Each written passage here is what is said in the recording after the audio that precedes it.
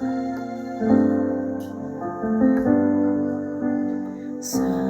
ku berjalan. Shalom, selamat pagi, selamat datang di Testimoni. Sebelum kita memulai segala aktivitas kita, mari kita merenungkan firman Tuhan pagi hari ini. Dan firman Tuhan pagi hari ini terambil di dalam Yakobus pasal yang pertama, ayatnya yang kedua sampai dengan keempat. Saudara-saudaraku, anggaplah sebagai suatu kebahagiaan apabila kamu jatuh ke dalam berbagai-bagai pencobaan. Sebab kamu tahu bahwa ujian terhadap imanmu itu menghasilkan ketekunan. Dan biarlah ketekunan itu memperoleh buah yang matang, supaya kamu menjadi sempurna dan utuh dan tak kekurangan suatu apapun.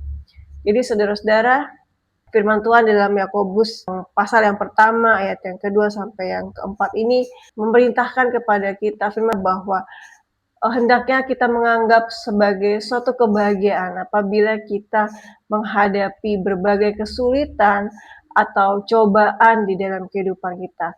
Di dalam terjemahan lain juga dikatakan ada suatu keberuntungan, saudara, saat kita masuk ke dalam suatu kesulitan di dalam masalah. Tidak ada manusia yang tidak punya masalah, saudara. Setiap hari kita selalu saja ada masalah. Dari tahun ke tahun, masalah selalu datang silih berganti.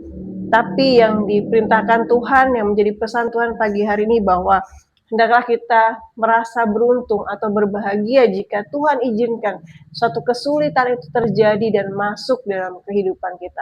Apapun kesulitan yang saudara alami, saudara, baik itu hubungan dalam rumah tangga, dalam keluarga, kesulitan finansial, kesehatan, masalah pekerjaan, apapun itu saudara, hendaklah kita memberi respon yang benar saat kesulitan itu datang.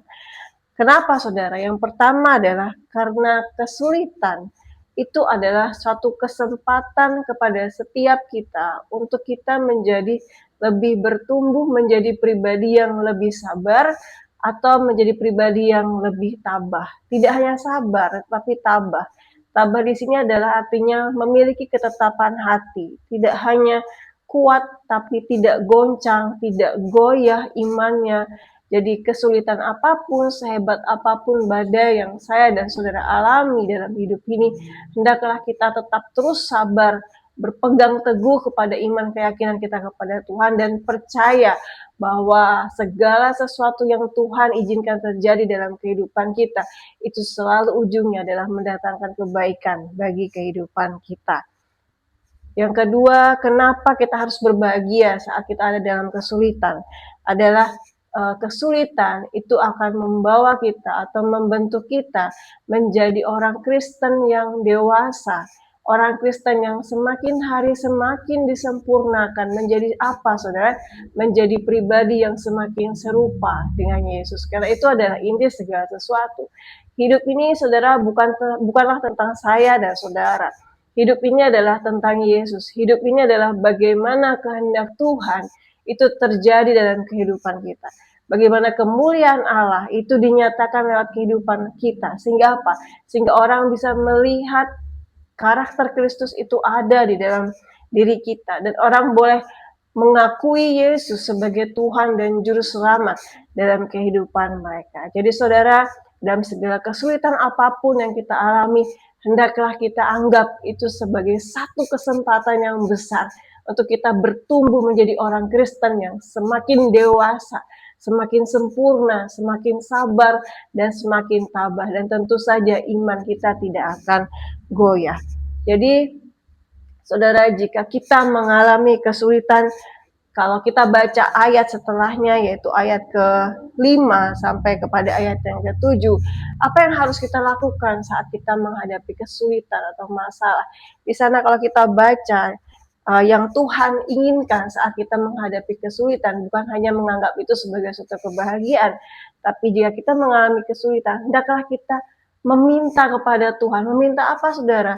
Meminta hikmat untuk bagaimana kita menghadapi kesulitan yang Tuhan izinkan terjadi dalam kehidupan kita. Bukan meminta kekayaan, bukan meminta umur panjang, bukan meminta ini dan itu, tapi meminta hikmat kepada Tuhan supaya kita bisa menerobos setiap masalah yang terjadi di dalam hidup kita lewat hikmat dan takut akan Tuhan. Dan saudara, maka Tuhan Allah yang penuh dengan kemurahan hati dan belas kasihan, Dia akan memberikan kepada kita hikmat itu untuk kita menghadapi masalah dalam kehidupan kita. Dan jangan lupa saudara, di ayat setelahnya kalau kita baca, saat kita meminta hikmat kepada Tuhan, mintalah dengan iman, mintalah dengan keyakinan dan keteguhan hati. Jangan sedikit pun bimbang, jangan sedikit pun ragu. Percaya bahwa saat kita sudah meminta dengan iman, maka kita percaya bahwa kita sudah menerima hikmat yang daripada Tuhan. Kita sudah menerima jawaban yang daripada Tuhan. Kenapa saudara? Karena orang yang bimbang, orang yang ragu itu sama dengan sedang mendua hati saudara. Dan orang yang mendua hati tidak akan tenang dalam kehidupannya. Jadi saudara, saat kita menghadapi kesulitan, anggaplah itu kesempatan untuk kita berlebih menjadi pribadi yang lebih sabar, lebih tabah, dan anggaplah itu kesempatan menjadi orang Kristen yang lebih dewasa.